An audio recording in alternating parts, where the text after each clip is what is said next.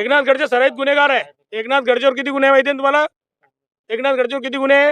तेवढे गुन्हे एकनाथ खडसेवर, म्हणजे एकनाथ खडसे सराईत गुन्हेगार आहे.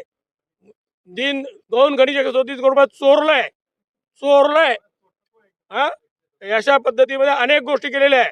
काही गोष्टी फक्त राज्याचे मोठे मोठे पद असल्यामुळे ते समोर आल्या नाही किंवा दारूशाहीमुळे समोर आलेले नाही. पण विषय सगळ्यात महत्त्वाचा मुद्दा असा आहे की आजही बस स्टेजवर एखाद्या बाईची इज्जत केला, 509 सारखा गुन्हा दाखल त्यांच्यावर. 509 समजतो तुम्हाला?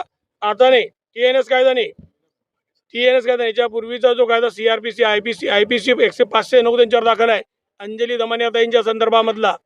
म्हणजे तो किती मोठा गुन्हेगार आहे? काय गुन्हेगार सांगतो लोकांना? चंद्रकांत पाटलांनी रक्षाताईवर टीका केली की रक्षाताईपासून गुंडागर्दी सुरू केली आणि एकनाथ खडसे सराईत गुन्हेगार आहे.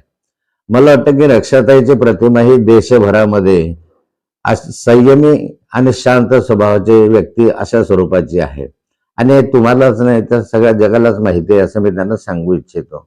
रक्षाताई कधी संतापत नाही, परंतु यांच्या गुंडगिरी विरुद्ध रक्षाताईंना या ठिकाणी संताप व्यक्त करावा लागला. या ठिकाणी यांची गुंडगिरी एवढी वाढली की 100 मोटरसायकलवर 200 गुंड बसून यांनी गावामध्ये रॅली काढली. ही आमच्या मुक्ताईनगर शहराला माहिती आहे.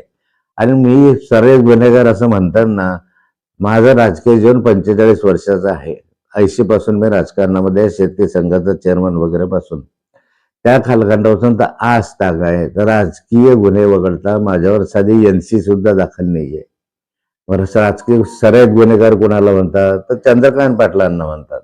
त्यांच्यावर 307चे गुन्हे दाखल होते. राजकीय गुन्हे सोडून द्या, पण 307चा गुन्हा दाखल होता. नंतर त्यांना तडीपारीची नोटीस तयार होती. ह्यांना म्हणतात सराईत गुन्हेगार.